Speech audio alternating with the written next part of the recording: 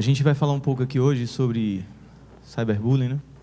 E eu acho que a primeira contribuição que eu queria fazer, a gente vai estar aqui com a presença do professor Antônio Matheus, Adonis, Ana, é só um pouco sobre... Eu não vou falar de história. Aqui eu estou para falar de um espaço sobre como a gente pode pensar a diferença do bullying e do cyberbullying, né? Teoricamente, todo bullying, ou toda ação que a gente chama disso, nessa sociedade, que os nossos colegas vão falar um pouco sobre como isso acontece, né? Então eu preferi já inicialmente situar do que a gente está falando. Ação repetida e sistemática por algum tempo.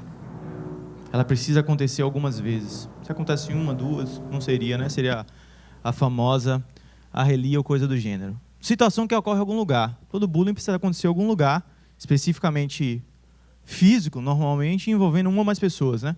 Uma briga entre dois colegas, de repente não seria, teria que ser um grupo contra um, etc, etc. Por fim, sempre tem um objetivo, tirar proveito, vantagem emocional, vantagem física, causar vergonha com agressões físicas, morais e verbais. Em alguns casos mais extremos, algum tipo de vantagem, dinheiro, etc., mas é mais difícil. Bullying e cyberbullying, apesar de parecerem a ideia de que o cyberbullying seria a extensão do bullying no espaço virtual, tem algumas particularidades que eu acho que a gente precisa pensar um pouco. A primeira, o território, ele acontece toda hora. O tempo, ele se repete infinitas vezes sem a menor necessidade da presença física das pessoas. Aquele que sofre em silêncio, ele é vitimado infinitas, centenas, milhares de vezes em tempo e espaço indefinidos. Se a gente for pensar cyberbullying, é só lembrar. Quando você clica o vídeo para assistir uma primeira vez, uma segunda, quando você repassa aquele vídeo para alguém, vocês são mais ou menos convivem no mesmo ambiente virtual que eu, sabe que no YouTube compartilhar é uma coisa bem simples, basta botar lá compartilhar. No Facebook não precisa nem dizer. O Twitter é feito para isso. Não é isso? Então, só aqui a gente já amplia e muito a ideia de envolvidos. Porque uma coisa que estava na charge do Mafalda, dos Malvados, é o seguinte: eu não tenho culpa de nada. Não foi eu que fiz. Não foi eu que, nesse caso aí, filmei. Não foi eu que estava lá. Não foi eu que tirei dinheiro. Eu não tirei nenhuma vantagem disso. Ok. Mas já pensou na implicação maior disso? Principalmente no caso de um cyberbullying? Então, turma, minha fala inicial é bem curta. É só para a gente pensar, antes de qualquer debate, a gente não querer se isolar, jogar para o outro problema ou para os outros e achar que a gente não tem nada a ver com isso. Tem, e às vezes pode ter muito.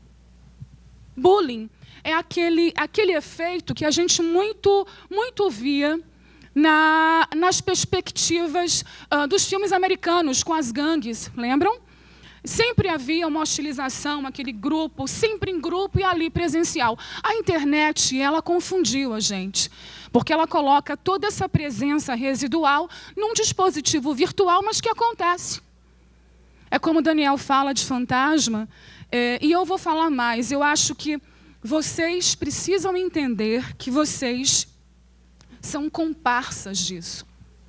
No momento em que você comenta, que você divulga, que você abre um vídeo, que você se institui, que você delega, que você se imune de uma série de grupos, porque vocês são seletivos, vocês lidam em grupos. A gente vê numa sala de aula, vocês se portam assim. Não gostaria de utilizar uma expressão bastante banal, mas vou usá-la, que é a expressão da lógica do bando. Que isso, geograficamente, talvez geografia humana, seja muito legitimada na capacidade de uns grupos se sobreporem a outros. Vocês também lidam com isso. E eu vou dizer mais, né? O bullying acontece de maneira, né, ostensiva ou de maneira do olhar. E a gente fica muito... eu acho muito interessante quando a gente fala de alguns temas em sala de aula e os olhares acusam. Eu queria só apresentar a vocês, assim, eu não queria que o meu texto fosse colocado em nível apenas emocional, subjetivo ou simbólico. Mas eu gostaria de colocar para vocês assim, resultados físicos do que a gente está falando, talvez num viés virtual. sei se vocês se lembram, mas esse rapaz, né, do crime de realengo, de uma escola pública de subúrbio, de uma espécie de submundo educacional, onde o prefeito, né, do Rio de Janeiro lhe deu uma entrevista dizendo que ele matou sonhos. Mas quantos sonhos dele? Não estou justificando a estada de um assassino em potencial, de um psicopata, de alguém esquizofrênico. Não estou tentando trazer a possibilidade de legitimar a neurose dele, mas ele foi resultado de bullying. Inclusive, um dos que ele não matou era um menino que era gordinho. Ele matava, sobretudo, meninas e meninos cuja representação estética era uma representação de poder numa lógica de bando. O que acontece na escola? Nesses porões, nesse underground que vocês vivem, nesses guetos, nesses limbos, nesses nichos que vocês vivem, vocês acabam elegendo os padrões.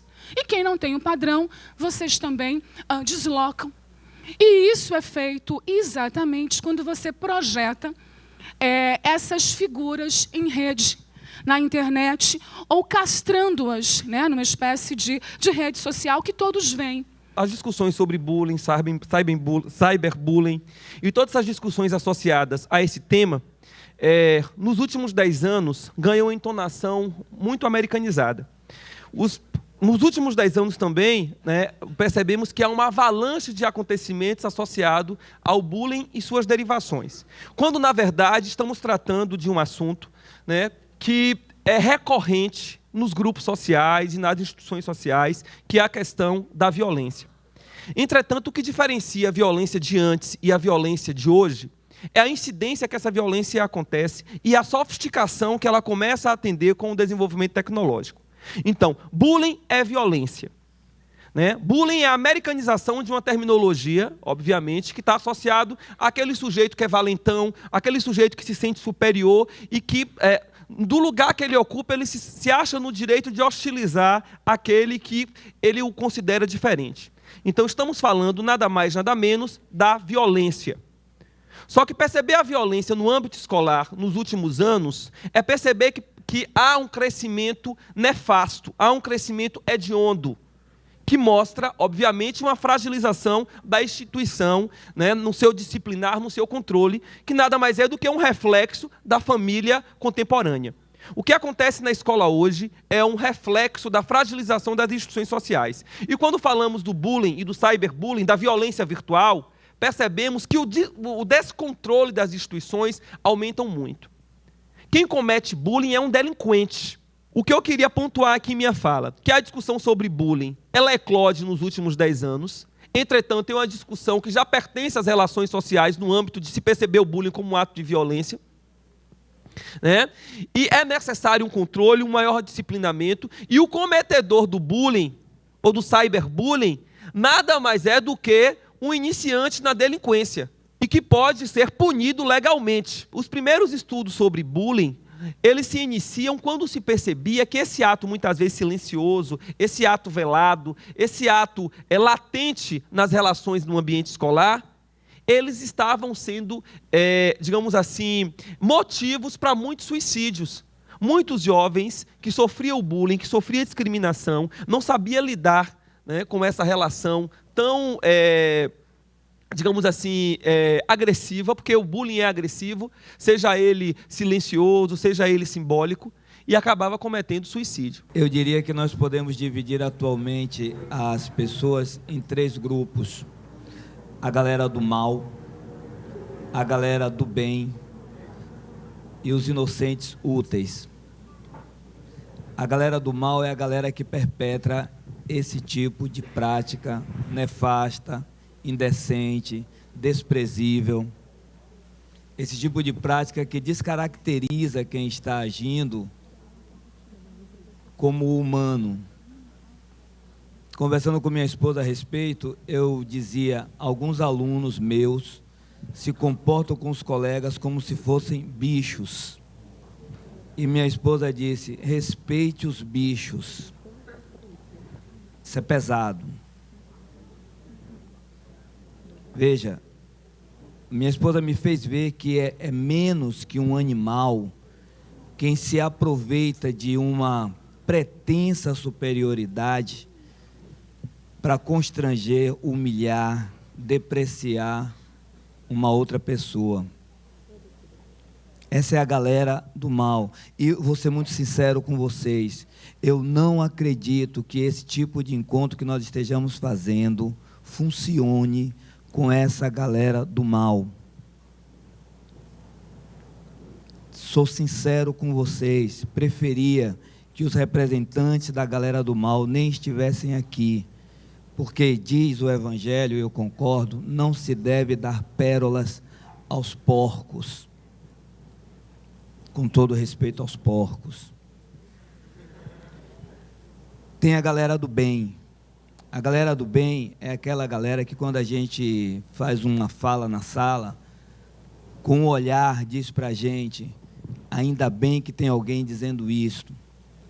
É uma galera que, como disse Daniel, fica no silêncio, e fica no silêncio, muitas vezes, porque também não quer ser vítima desse tipo de constrangimento, de violência, a que os pretensos melhores submetem outros.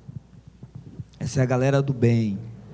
Nesse grupo do bem, tem gente que toma coragem para denunciar, mas isso é um ato de pura bravura, porque quem denuncia no nosso país corre o risco de ser vitimado. E isso, infelizmente, porque na família, como disse Antônio Mateus muito bem, na família, muitos meninos e muitas meninas já recebem o apoio para a delinquência, na figura de um pai e de uma mãe omissos, que preferem ver o filho, aspas, aspas, feliz, a ver o filho humano. E tem a terceira galera, os inocentes úteis.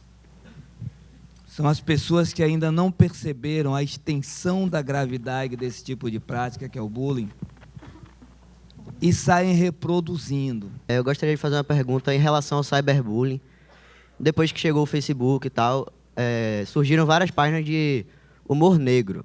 E em meio a essas páginas rolam muitas brincadeiras violentas e tal, que também surgem alguns boatos que tem pessoas que realmente passam mal com isso, tem algum problema fora da rede social, no caso.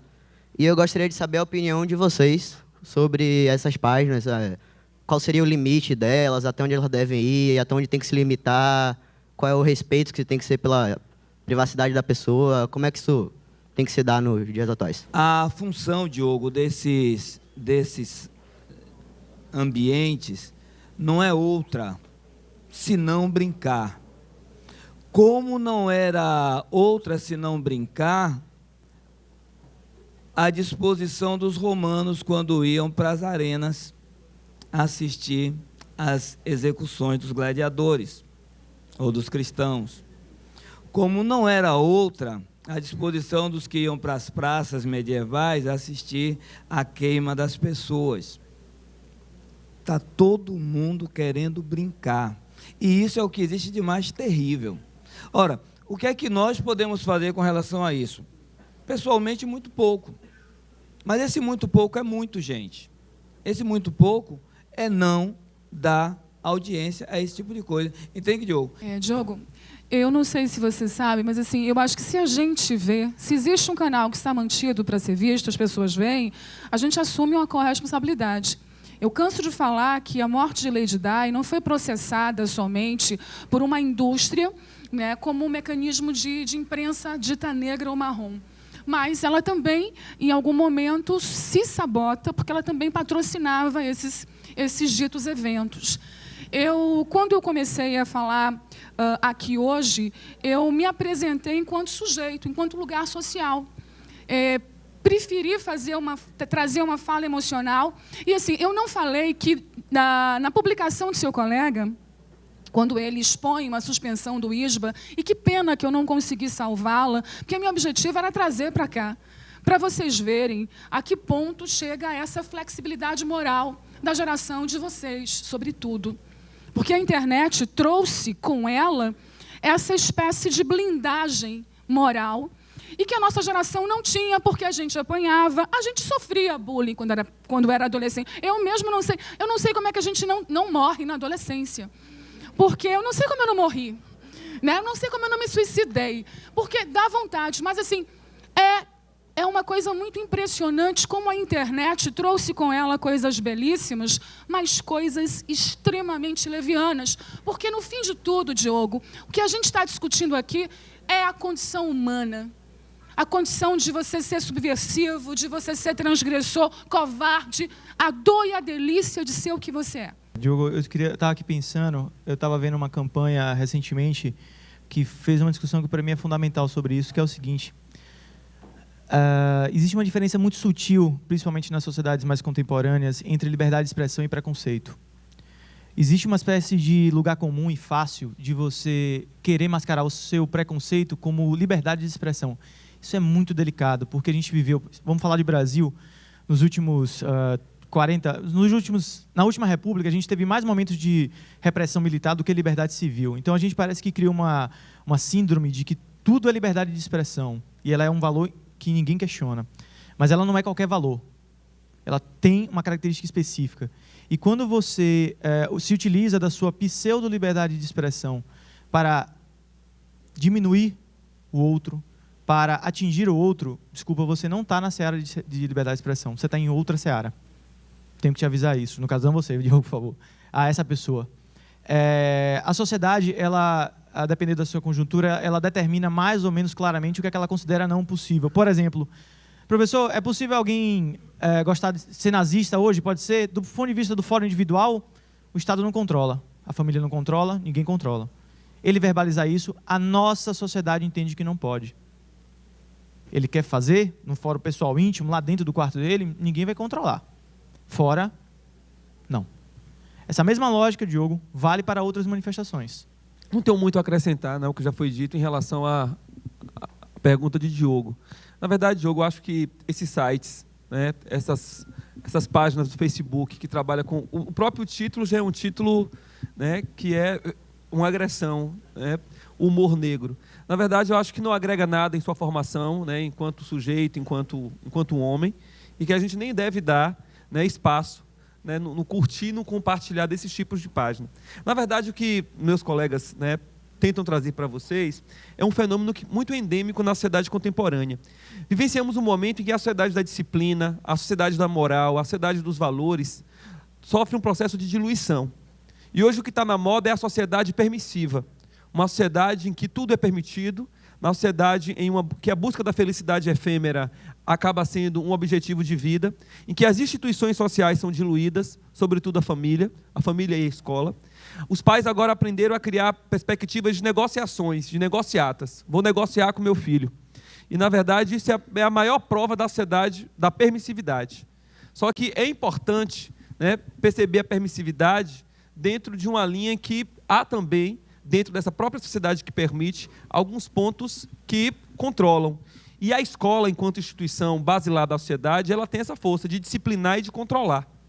Então, não pensem que essas pessoas que usam dessa permissividade para exercer determinado tipo de ato de agressão, determinado tipo de ato de covardia, como a Adonis colocou, porque o bullying é uma covardia, o cyberbullying é uma covardia, vão ficar impunes. Nós fazemos parte de uma sociedade em que nós temos que tomar cuidado com os nossos posicionamentos. Isso é muito sério. É muito sério. Então, o que nós estamos fazendo aqui hoje é refletir sobre a nossa sociedade. O que é que nós estamos querendo fazer? Né? Qual é a galera que eu quero fazer parte? A galera do mal? Né? A galera do bem? Sabe? E assim, não percam, diante disso, dessa perspectiva, o direito de se indignar.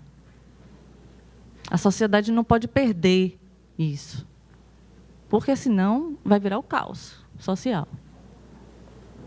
Né?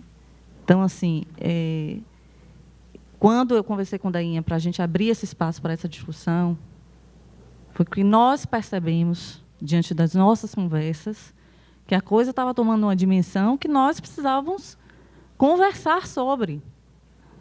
Está errado. A gente precisa dizer. Está errado. Precisamos refletir sobre isso. O que nós vamos fazer? Qual é o posicionamento que eu tenho que ter diante disso? Sabe? Então, assim, quando a gente está trazendo aqui vocês para essa discussão, é exatamente para que vocês possam parar e refletir o que vocês desejam para vocês enquanto sociedade. Tá? Vamos continuar refletindo e continuar fazendo o nosso papel, que é dizer não para esse tipo de atitude.